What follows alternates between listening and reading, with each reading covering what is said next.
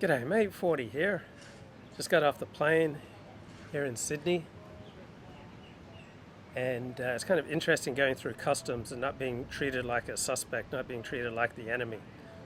That's the wonderful thing about returning to a coherent, cohesive country like Australia, that as a citizen you're not automatically treated with suspicion like you're the enemy by your government. Australians by and large think that the government's on their side. It's kind of a nice thing. So we're here at Coogee Beach. So plane arrived about 7:30 this morning. Made my way through customs in about half an hour. Perfectly pleasant experience. Then rode public transport, rode the bus here to Coogee. And did you know that even white people are able to drive buses?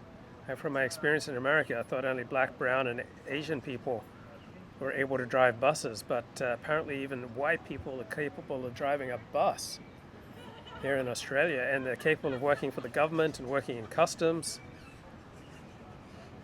Welcome to Coogee, mate. What a beautiful suburb here on Sydney's eastern shores.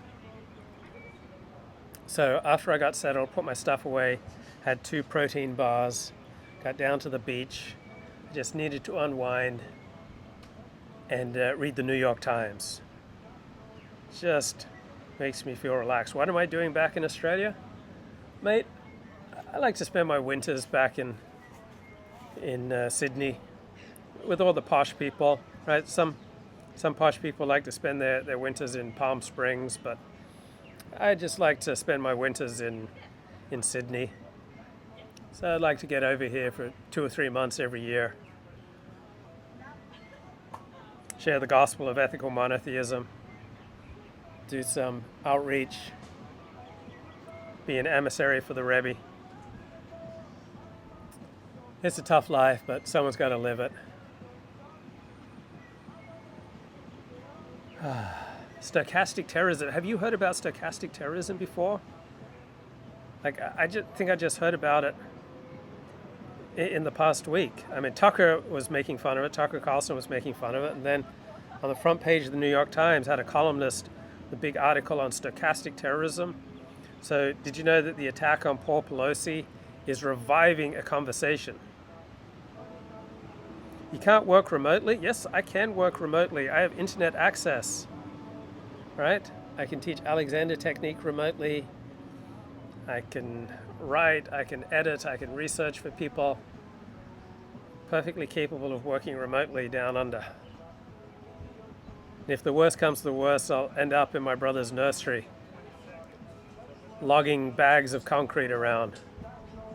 Nothing like moving a couple of tons of concrete to get the blood flowing. So stochastic terrorism, that is terrorism by the random disturbed individuals, but who are being activated or set off or stimulated by demonic language. All right. So apparently, even though both sides can demonize the other, it's overwhelmingly something that Republicans do to Democrats. Can I express my vulnerabilities as adroitly over there? No, it's much more repression here in Australia. All right? It's much less of a me first, let me be open with my emotions, much more repression. So yeah, Australia is being changed by its immigrant population, but Australia is simultaneously changing its immigrant population, making them more waspy, more white Anglo-Saxon Protestant, a little more reserved. So as I get off the bus, or get off the plane, go through the airport, get on the bus, ride public transport, look at people walking down the street, I don't see the vivid emotional display that I see more often in America. So Australians tend to be a little more muted in their emotions. So still kind of a less enthusiastic society than America. Less about being open with your emotions, but very into physical fitness. So it's about 11 a.m. here on a Friday. So stochastic terrorism. The New York Times says that this is primarily a result of Republican rhetoric demonizing their opponents. Republicans are much more likely to demonize their opponents than Democrats. Well, as Republicans are much more likely to believe in demons, as Republicans are much more likely to believe in the supernatural, as Republicans are much more likely to believe in the transcendent, to believe in God, to believe in religion, then yeah, I think they're more likely to use demonic language, right? A Republican is more likely to be medieval or pre-modern. So liberals are very modern. They believe in the strategic, autonomous, rational, buffered self. And people who are not liberal are much more likely to hold traditional views where our selves are porous, we're affected by what's going on around us, where what you're doing is going to affect me, where we're much more skeptical of human nature. We don't believe that people are just inherently oriented towards the good and the right. So people on the left think that human nature tends towards the good. People on the right tend to have much more skeptical views of human nature.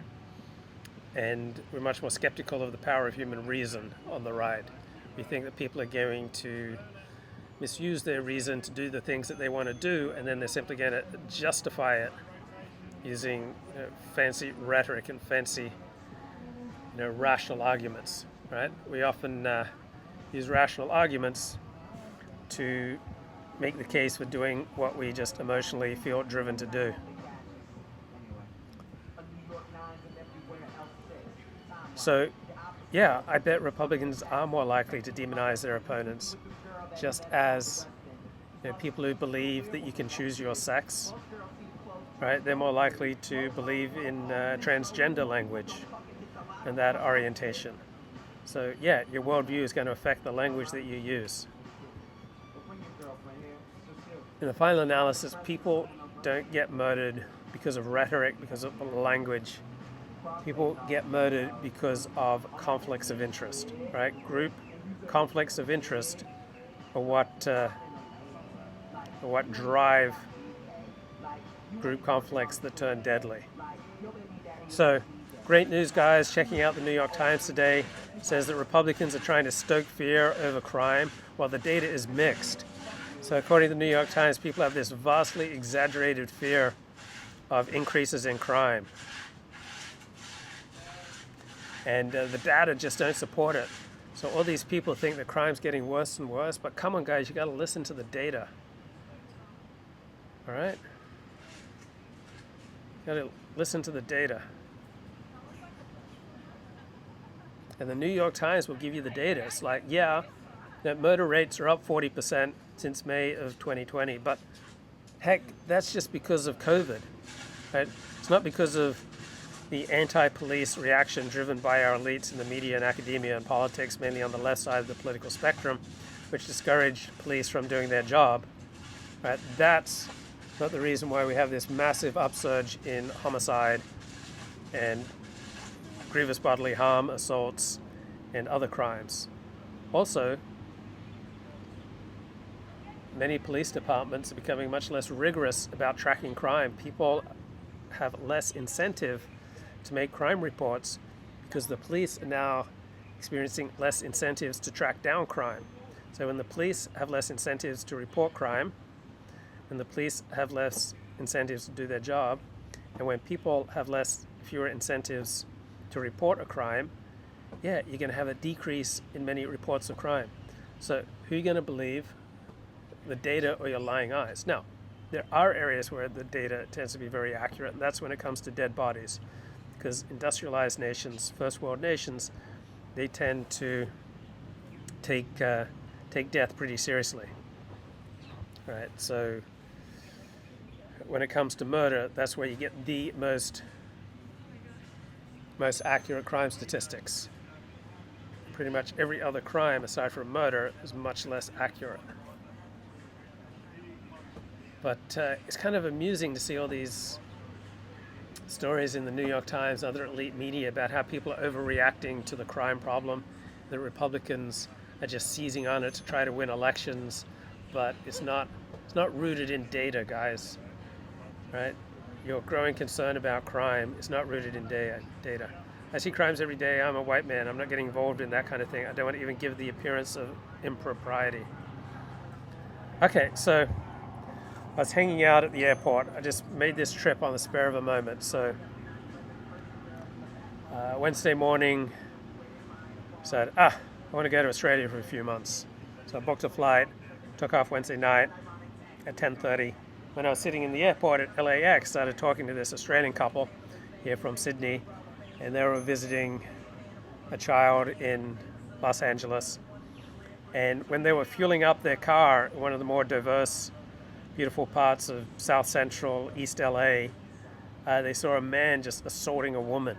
They just punching her. And they froze because they'd been told, don't interfere. See, if that took place in Australia, people would step up, they would interfere. So you may think, oh, Australia's got these low crime rates, that's wonderful. But it comes with tremendous amounts of repression, right? It comes with people getting much more involved, comes with higher social trust, higher social cohesion, but then people make more demands on each other. So you start building a woman here in Australia, then people will talk to you about it.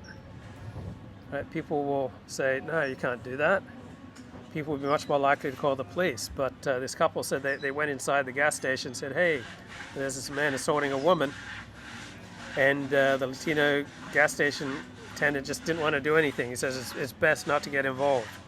So all these people were watching a man repeatedly punch a woman very hard, and they just didn't want to do anything about it. They just didn't want to get involved, right? They'd been educated, you don't get involved. So in Australia, people are much more likely to get involved. They'll call the police, and they'll make demands on each other. Say, hey, mate, that's not right. You can't attack a woman like that. So the high trust, high cohesion country, right, comes with a price. In China, they don't get involved either. They just stand by and watch, because if you get involved, you have a risk of liability. Same in the US, blaming the uninvolved would surprise me is the next step of clown world. But why do people stop getting involved? Because it's too dangerous, right? You change the incentives, you change the level of social trust and social cohesion, how much people get involved. So we can decide our crime rates, we can decide our wage rates by limiting immigration and by how much we lock up people who do horrible things. Right? We lock up super predators, the 1% of the population that does much of the crime, then you have much lower crime rates. Right? If you limit immigration so that you can still form a socially cohesive society, you can have higher wage rates and you have more social trust, lower rates of crime, but then that comes with a price. People will make more, ask you for more. They'll ask you to report crime, they'll ask you to step up. They might even want to drink from your garden hose when they're thirsty. Right? You can drink from someone's garden hose when you're thirsty in Australia without being afraid of getting shot. So yeah, Sydney, one of the safest cities in the world, low crime rates, high social trust, high social cohesion. But think about the tremendous price to be paid in terms of repression, right? So there's virtually no public masturbation here in Australia. You don't see human feces smeared all over the sidewalks, right? You just don't see the graffiti, you don't see the mariachi bands.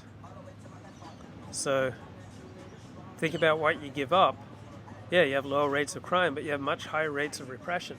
Think about all the great graffiti artistry and feces artistry that we're losing here in Australia because of high rates of Anglo-Saxon repression.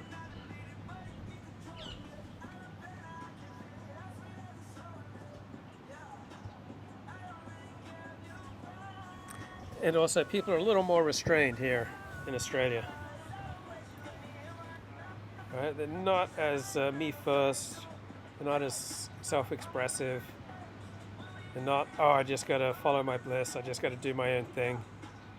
Like, people much more concerned about their mates, much more concerned about their relationships with other people, much more concerned about their connections, much more concerned about their standing in society, kind of less of a me-first society. Not nearly as many fare jumpers. Like, got on the bus, and quite different from riding the bus in LA, New York City, Washington, D.C., Chicago, where apparently there are privileged groups of people who don't have to pay the fare. But there aren't apparently whole groups of people marked out by the will of heaven here in Australia who don't feel obliged to pay the fare. Almost everybody seems to pay the fare. And they can even leave baggies out for people to pick up after their dogs, because the baggies don't get stolen. You can have nice things. Like, look out at this park. There's no trash. There's no graffiti. They have these beautiful public spaces, clean public restrooms, clean beaches. It's safe. You can go anywhere in Sydney anytime. You don't have to fear for your life. But it comes with a price of repression.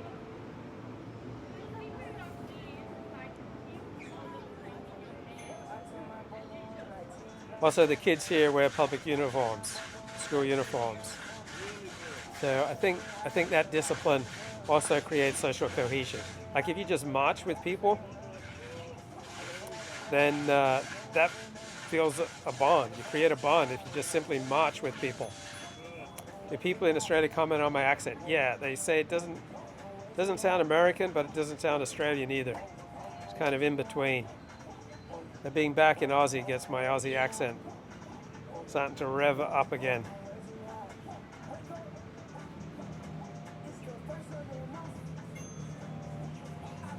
So there aren't bad parts of town in Sydney. Right, so in Los Angeles there are bad parts of town, but there aren't burned out parts of town like the Bronx, or how the Bronx used to be. So in every part of Los Angeles you have nice cities. But you still have some very dangerous areas. Still, comparatively, Los Angeles has low rates of murder compared to Chicago, New York City, Washington, D.C., and some other cities. So the New York Times article on crime said it's related to poverty. But there's another variable. There seems to be like one group where the higher the percentage of the population is this one group, then the more likely you are to have violent crime. A far more accurate predictor than poverty. But for some reason the New York Times doesn't want to name the group. But I'm missing LA diversity. I got to be honest. We don't have the talented 10th here, disrupting the public square, making us rethink our white privilege. Where's the blaring mariachi music? Creative acts of graffiti and masturbation and feces smearing. Get on public transport and it smells nice. It smells just fine. Infrastructure smells fine. Parks are clean. Kind of miss the edge of the big city. Graffiti's, yeah. That's what you give up when you have low crime, high repression. You give up all that free smearing. Missing the adrenaline rush from almost getting robbed or killed by diverse cultured youth. Yeah, it's so much more exciting, bro. But Australia still sends many of its most ambitious young people to America. So if you want to be a great architect, great movie director, great actor, great musician, people still come to America to make it, just so calm here in Australia.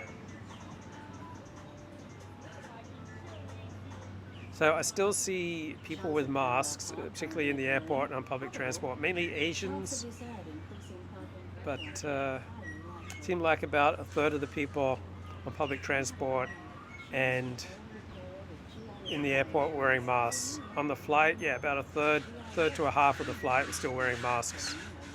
But it seems like Asians more likely to wear masks than whites, and whites more likely to wear masks than some other peoples. Seems to correlate with driving and crime rates generally. So Asians, East Asians, tend to have about the lowest crime rates. They tend to conduct themselves more carefully with academics, with career, with earning, with family formation, with sexual choices, and part of their being careful is much more likely to wear a mask. I would move to Sydney if I could afford to live in a nice white area and forced to live in small town North South Wales, but it's almost 100% white. Yeah, Australia is still about 85% white and about 15% Asian, and about 0.5% Aborigine.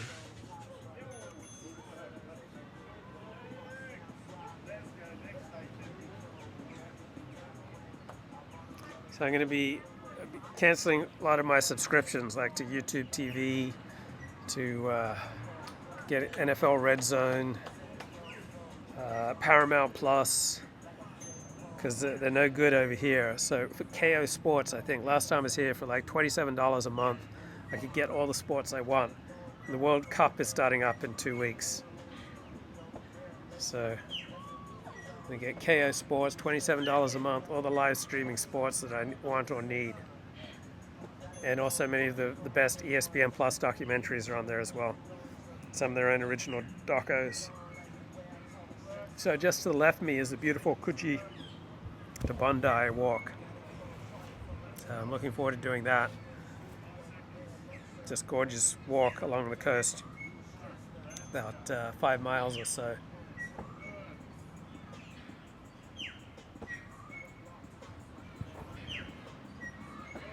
Bye-bye.